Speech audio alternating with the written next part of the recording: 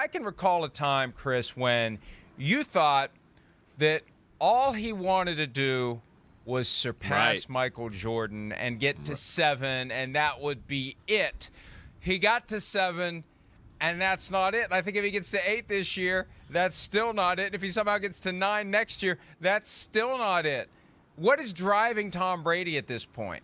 Well, I guess the first thing I would say is like, yeah, I did. I always thought it would be like 7, hey, I'm out of here. But I thought maybe he would win 7, like, not looking like the Tom Brady we're accustomed to.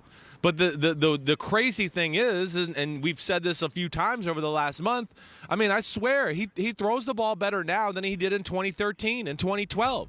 So he probably looks at it like, wait, I'm on a great team, sees the opportunity here, and I still feel really capable of being a big-time playmaker in the NFL. That's where it's just so rare. Usually people like this with Tom Brady and this type of status and the resume he has, they're kind of limping their way off the battlefield and just making it happen. Brady right now is still thriving. He's still one of the best quarterbacks in the sport. He still has an arm that you can do special things with throughout in your game plan. And I don't, Mike, that's to me the most interesting thing is just there hasn't been much drop-off, if any, over the last few years, and I think he's one of those guys that's like, what else am I going to do? I mean, I like my kids and all that, but damn, this is fun playing football, and it's not a real job. So that's why I think, he's hanging around, and I don't think the end is coming anytime soon like you're talking about, man. It's definitely a real job and then some to keep his body ready to get to the point where right. he is not just limping to the finish line, but he is sprinting toward a finish line that no one knows where it is. And that's what I think big picture needs to be regarded as the most amazing aspect of it. Yeah. We have been watching and waiting for years now for the decline to arrive. And as you said, as it relates to his throwing, the decline isn't there. If anything, he's getting better. And he said himself recently to have that sleeve off of his left knee after 13 years of wearing it, got the MCL repaired. It's not like he's going to be sprinting around all over the place, but he's got a greater freedom, at least in his mind. He's going to be more comfortable as he hops and jumps around in the pocket. But that continues to be the key thing. I mean, look, today is as positive as we're ever going to be about football because we're happy it's coming back. But the 3 interceptions in the NFC Championship in the second half when they were up 28-10 and it all began to fall apart.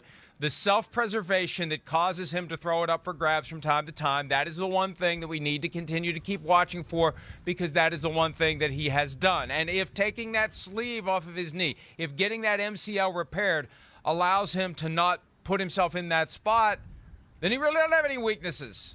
No. Yeah, I mean, hey, first off, we saw like 2019, we thought, maybe, this is the downfall of Brady, right, in New England. They had that underwhelming offensive year. Okay, yes, he's not Patrick Mahomes or Aaron Rodgers that he can maybe, make magical plays outside the pocket and carry the offensive team maybe when they're having a less than effort or less than talent. But as we've seen, just like a lot of quarterbacks who maybe people don't realize how good they are until they get some talent around them. Yeah, he got here in Tampa Bay, and they got the right formula around him to where, again, he could show us the areas that he's really special in.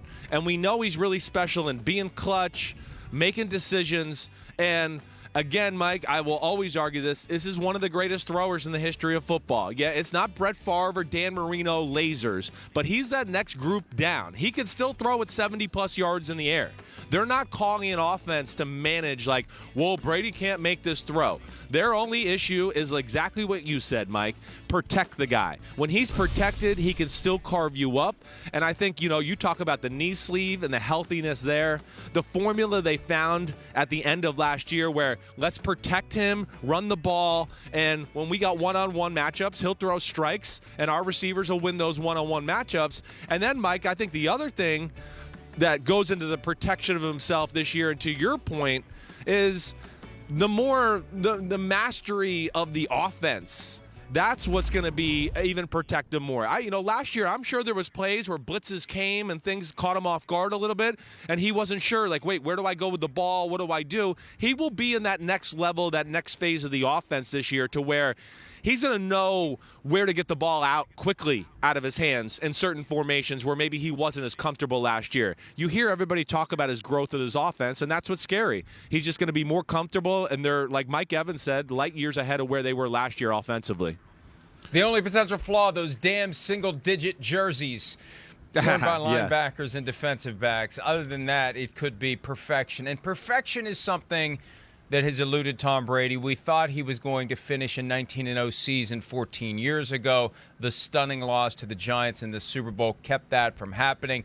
Now the road gets a little bit longer with 17 games. Do you think at some level he's driven to get a perfect season and cap it with a Super Bowl championship? And could that be the thing? And I don't think it would be, as I'm saying it, but could that be the thing if they would go 20-0 this year? Is that what it would take? 20-0, walk off into the sunset. Would he do that? And do you think he wants that? Is that on his secret list of accomplishments? I want a perfect season. Well, I think it's just like, I mean, I don't know if he needs anything more to solidify his greatness and being the GOAT and the greatest player in the history of the sport or quarterback. I don't know if it really would matter.